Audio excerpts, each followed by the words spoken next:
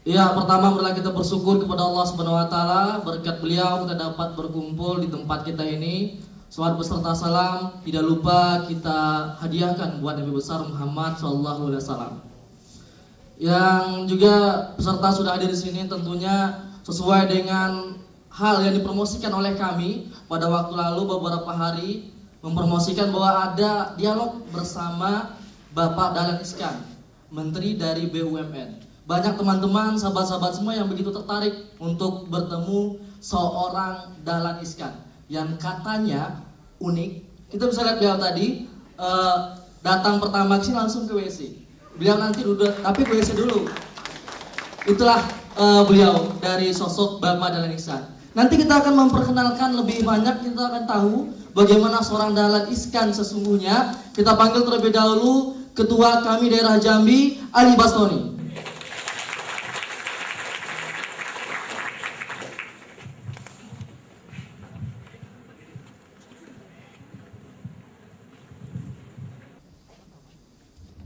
Iya, ketua kami daerah Jambi Ali Bastoni. Apa kabar? Saya panggil abang ya. Silakan begini. Apa kabar bang? Alhamdulillah baik. Iya. Jadi sebelum saya langsung saja ini kita ingat waktu sebelum mengadakan kegiatan ini. Apa yang dilakukan mahasiswa bisa menghadirkan seorang Dahlan Iskan? Baik, assalamualaikum warahmatullahi wabarakatuh. Sebenarnya gini, memang ini sangat saya pun kaget juga, apresiatif kemudian bersyukur gitu kan. Memang kalau menghadiri agenda Bapak Dahlan Iskan ini mulai cuma hanya SMS-an. Hanya SMS bisa menghadirkan seorang Dahlan Iskan. Luar biasa. Hanya dengan SMS ya.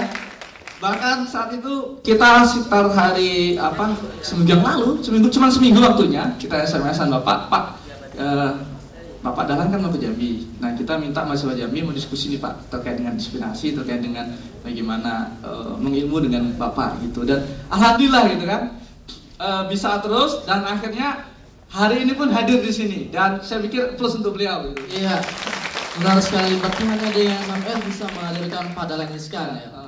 Iya, tentunya ini suatu luar biasa penyampaian dari mahasiswa. Mungkin nantinya apa yang harus mahasiswa dari kami khususnya yang lakukan untuk kedepannya mungkin kepada teman-teman mahasiswa yang lain. Oh ya, kalau saya ini mengharapkan sekali ya ini karena momentum kita ya. Kalau kita lihat kan ada sebuah keluar biasaan yang kita lihat. Mungkin lihatnya cuma di televisi, kemudian juga melihatnya di media-media. Nah pada hari ini sosok Pak Dahlan ini ada di sini dan harus ini jangan dijadikan sebagai sebuah momen yang kita lewatkan, ya kan? Ada beberapa pemikiran strategis. Kalau saya sering ikuti itu di tulisan Hope Manufacturing itu kan, itu banyak sekali pemikiran strategis yang di situ yang dipaparkan, kemudian praktis, kemudian mudah dilaksanakan gitu. Nah, inilah yang saya pikir perlu kita ambil inspirasi ini, khususnya bagi mahasiswa karena kita kan kedepannya juga yang megang pendidikan juga mahasiswa gitu, pemuda masa depan. Nah, ini. Kemudian yang kedua adalah bagaimana sosok yang lebih mementingkan substansi.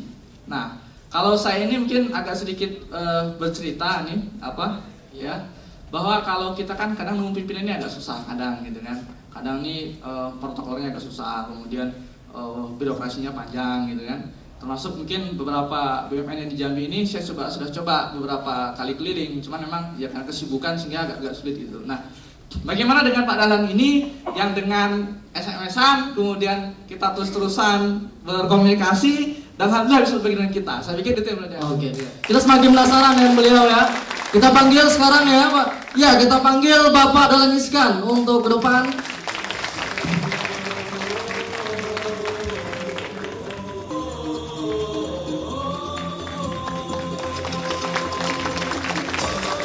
Ya. Jadi benar apa yang dikatakan seorang mantan wakil presiden Yusuf Kala waktu itu. Kalau beliau ingin memastikan beliau adalah sosok Dahlan Iskan, yang pertama kali beliau lihatlah kaki beliau. Kenapa kaki beliau?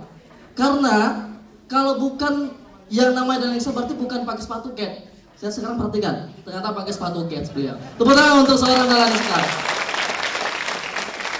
Ya mungkin kita akan lihat dulu dokumenter dari Bapak Dahlan Iskan. Bagaimana perjalanan beliau dan sedikit tentang aksi dari Bapak Dahlan Iskan.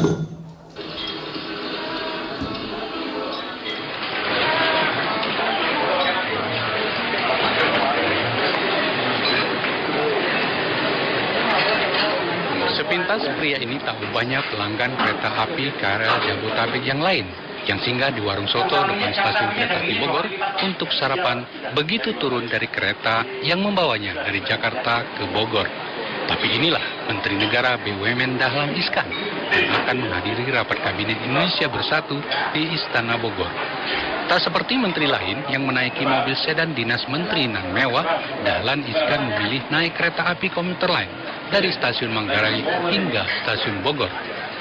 Begitu turun dari kereta, mantan dirut PLN ini mampir di warung sederhana untuk sarapan soto kuning, makanan khas Bogor, berbaur dengan warga.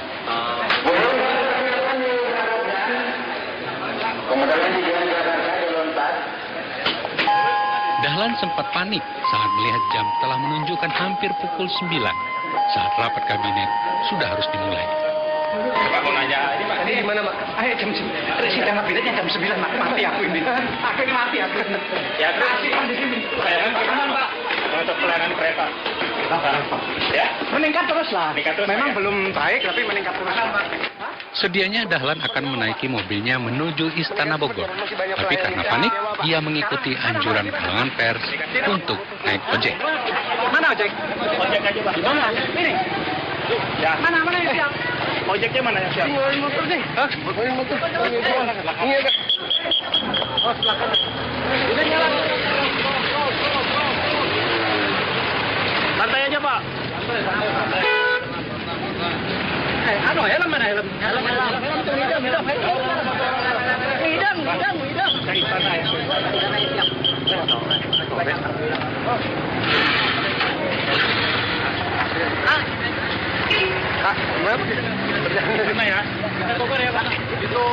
Setibanya di gerbang depan Istana Bogor, Dahlan sempat tidak dikenali oleh petugas yang berjaga di istana. Namun kemudian ia dipersilahkan masuk dan bergegas berjalan kaki memasuki lingkungan dalam Istana Bogor.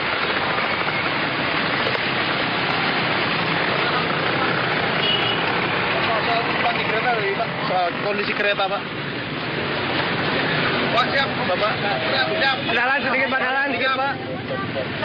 Siap Pak. Aduh. Duduk. Lanjut.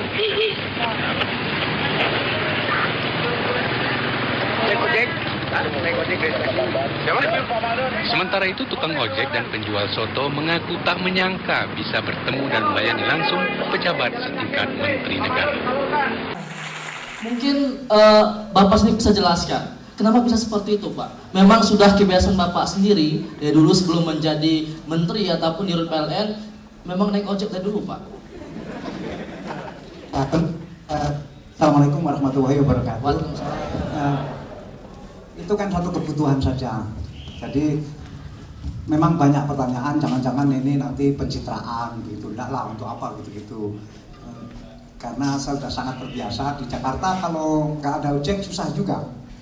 Misalnya terjauh saya naik ojek itu dari Cawang ke kantor ke istananya Wakil Presiden. Waktu itu mau ada rapat di Istana Wakil Presiden, saya masih di Cawang dan macet total. Ya naik ojek lah, karena cepat kadang-kadang naik trotoar dan seterusnya. Dan itu terjauh gitu.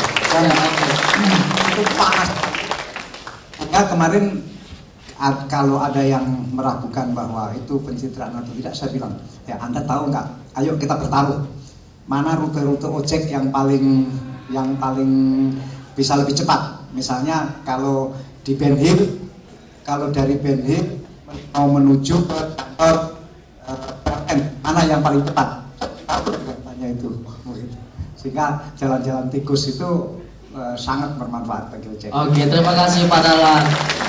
Iya, tentu sebelum Pak Dahlan Iskan menjelaskan lebih lanjut, mungkin ada sedikit kado kejutan ini dari kami. Jadi langsung dibuka ya Pak ya. Mungkin silakan perwakilan panitia. Jadi ada sebuah kado dari kami. Silakan langsung dibuka Pak.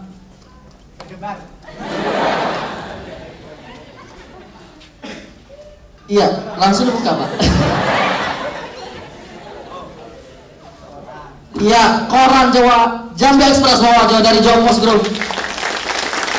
Jadi, kalau tidak salah saya mencoba menelusuri di Wikipedia bahwa beliau memulai karirnya dari Jawa Post Group. Mungkin bisa diceritakan Pak, Bapak bisa sampai menjadi Menteri BUMN. Mungkin dari Jawa Post dulu Pak.